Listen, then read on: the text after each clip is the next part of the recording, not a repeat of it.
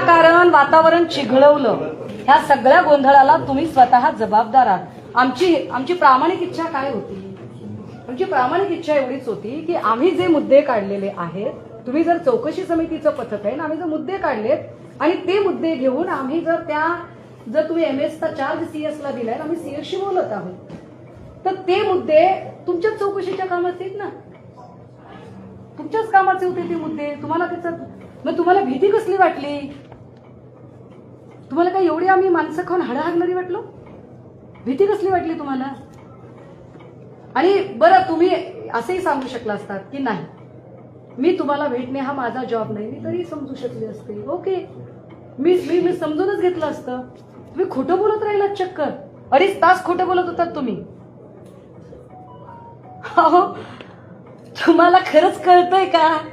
तुमच्या हे डोक्यात घुसतंय का की कुठल्याही